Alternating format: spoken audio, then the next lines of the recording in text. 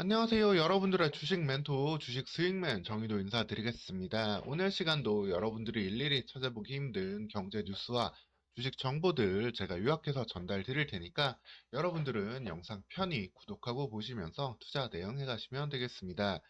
오늘 같이 살펴볼 기업은 아이진이 되겠는데요. 이번에 12월 달 150억 자금 조달과 최대 주주 변경까지 일어난 이 병행 형태의 변화를 통해 가지고 다시 한번 도약할 수 있는 기회를 얻었다라고 보시면 되겠습니다.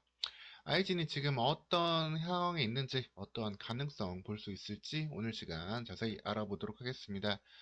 아이진 같은 경우에는 이제 코로나 시기에 코로나 백신 mRNA 메신저 리보액산 백신을 연구를 하면서 관련된 기대감으로 주가가 상당한 급등세를 보였었습니다. 대략 5배 가까운 급등세를 보이고 현재는 제자리에 돌아와 있는 모습인데요. 관련된 연구가 다시 한번 추가적으로 천천히 이루어졌고 자금 조달에 어려움을 겪었기 때문에 힘든 시기를 보냈다라고 볼 수 있습니다. 그러다가 주가가 지금 깨어나고 있는데요. 150억 제3자 유상 증자를 통해서 자금 조달에 성공을 했고 이를 통해서 최대 주주도 한국 BMI로 변경이 되었습니다.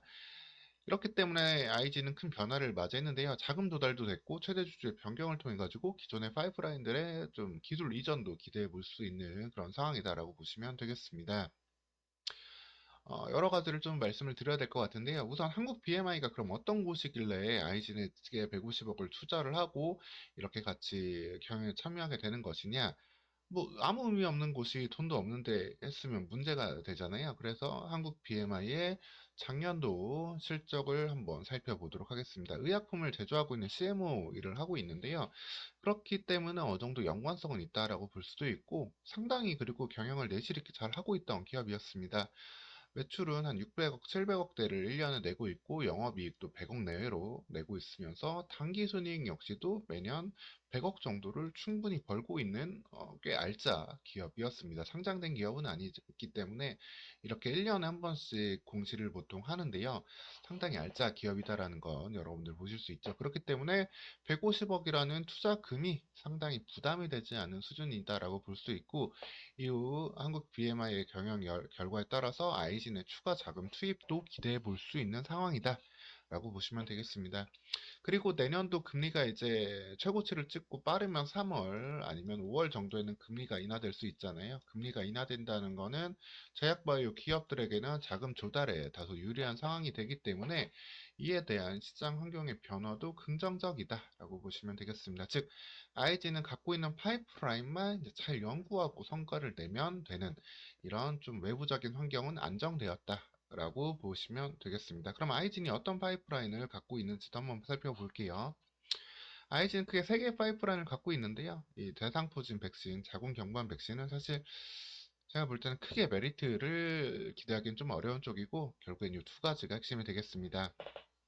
사실 라이진이 이 코로나 때 백신으로 유명해지기 전에는 이 이즈미러틴이라는 당뇨 망막병증 치료제 기대감이 사실 컸었어요. 이것 때문에 주가가 예전에 좀 올라가기도 하고 이 임상이 지연되면서 하락되기도 했었는데 이 병이 이제 당뇨 합병증으로 가장 많이 실명을 초래하는 병이거든요.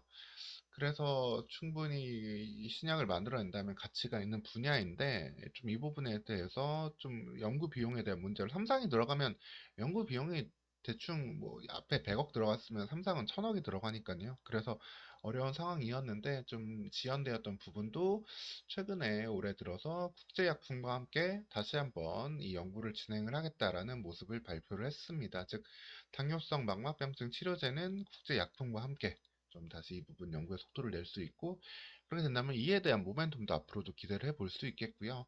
현재로서는 더 관심을 받고 있는 부분은 바로 이 코로나 백신 그리고 암 결핵 백신으로 활용할 수 있는 mRNA 메신저 리보액산 백신이 되겠습니다.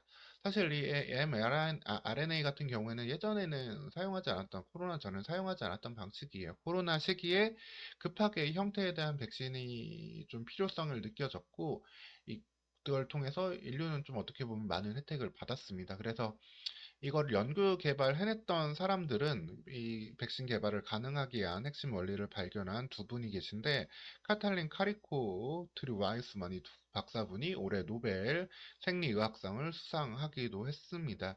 백신에 대한 원리를 좀 바꿨어요. 기존에는 이제 바이러스 단백질을 아예 몸에 주입을 시켜가지고 바이러스를 퇴치하게 하는 게 백신이었다라면은 이 mRNA 메신저 리보액탄 같은 경우에는 몸이 스스로 항체를 이렇게 형성을 하도록 가르쳐주는 그러한 백신 방식입니다. 그렇기 때문에 항원 배양 시간이 들지 않는 방식이고 만들기 쉽고 시간이 절약되는 장점이 있어가지고 코로나 시기에 이를 통해 가지고 아주 폭발적인 성장을 냈습니다. 그리고 유전자의 암기 서열 이런 것들만 알면은 또 새로운 연관된 백신들도 개발하기 쉬운 방식이기 때문에 이 mRNA 백신을 통해서 코로나 백신을 만들게 된다면 이후 성과는 암 백신, 결항 백신에도 또 이어질 수 있는 가능성도 있다라고 보시면 되겠습니다. 그래서 이 mRNA 플랫폼을 활용을 하는 게 일종의 플랫폼 방식으로서 추가적인 성장 기대를 볼 수 있는 방식이다라고 보시면 되세요. 그렇기 때문에 코로나가 끝났다고 해도 의미를 볼 수 있고, 근데 사실 여러분들 코로나가 끝났다고는 해도 아직은 감기처럼 계속 우리 주변에 있는 거잖아요. 독감도 백신을 맞는 것처럼 코로나도 계속해서 백신을 어느 정도는 맞아야 됩니다. 특히 뭐 폐렴으로 가지 않더라도 심각한 감기로도 좀 초래할 수 있기 때문에. 근데 여기서도 조금 더 의미를 갖고 있는 게 연구를 하고 있는 부분이 다가 백신이라고 하거든요. 다가 백신이라는 거는 다양한 형태에 대응하기 위한 하나의 공통된 그 백신이다라고 보시면 되겠습니다. 하나의 백신에만, 그러니까 하나에만 이제 영향을 주는 건 아니고요. 뭐 바이러스 종류가 뭐 1종, 2종, 뭐 3종, 4종 이렇게 있잖아요. 거기에 대응하기 위한 백신입니다. 현재는 화이자는 이가 백신을 많이 좀 사용을 하고 있었고, 이런 이가 백신, 그리고 여기에 코로나 또 변이라든가 이렇게 많이 나오게 될 경우 4가, 9가 등 더 많은 이런 형질에도 대응을 하기 위한 다가 백신을 만들고 있다라고 보시면 되겠습니다. 뭐 많이 적용이 되는 만큼 여기에 대한 부작용에 대한 주의도 있을 거고 성능에 대한 더 연구도 필요한 그만큼 기존 백신보다도 좀 더 고성능의 그리고 시장을 더 침투할 수 있는 백신이다라고 볼 수 있고 이에 대한 연구도 하고 있는 부분이기 때문에 관련해서도 추가적인 성과, 즉 사실 아직까지는 상업화 단계라기보다는 기술 이전을 한번 기대해 볼 수 있는 부분들이 있을 거예요. 이 중에 어느 것 하나라도 본격적으로 기술 이전을 한다라면 다른 것을 연구하는 데 대한 자금 조달을 더 유의미하게 할 수 있는 부분이기 때문에 이런 파이프라인을 가지고 다가 백신 연구를 통한 그리고 당뇨 망막증 연구를 통한 기술 이전을 새로운 경영진과 함께 본격적으로 추진을 한다면은 이후 연구도 자금 조달과 연구에도 탄력을 받지 않을까 이렇게 상황이 이어진다라고 보시면 되겠습니다. 그래서 좀 결론을 말씀드리면은 아직까지도 특별히 엄청난 연구 성과가 당장에 좀 나오지는 않을 거예요. 당장에 뭐 삼상을 이제 들어가야 될 수도 있고 거기에 대한 자금 조달이 또 문제가 될 수도 있는데 여기에 대한 바탕으로 기본적으로 150억 자금 조달했고 새로운 자금도 투입할 수 있는 경영진, 새로운 최대 주주를 맞이했다라는 점, 그리고 이렇게 대표가 바뀌었기 때문에 회사의 방향도 보다 공격적인 기술 이전을 추진할 수 있다라는 점이 다시 한번 아이진의 기본 체력을 높이고 미래를 볼 수 있는 그런 시기로 이어질 수 있다라고 보시면 되겠고요.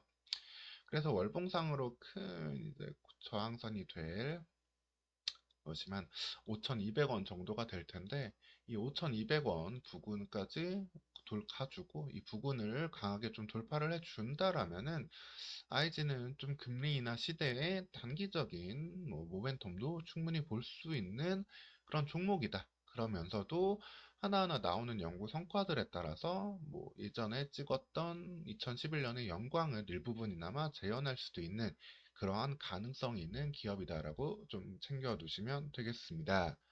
오늘 시간 이렇게 좀 아이진에 대해서 말씀을 드렸고요. 추가적으로 아이진이 어떠한 모습을 보여줄 수 있을지 관련된 이슈들도 제가 나오는 대로 파악해서 전달해서 여러분들 편히 대응하실 수 있도록 안내드리겠습니다.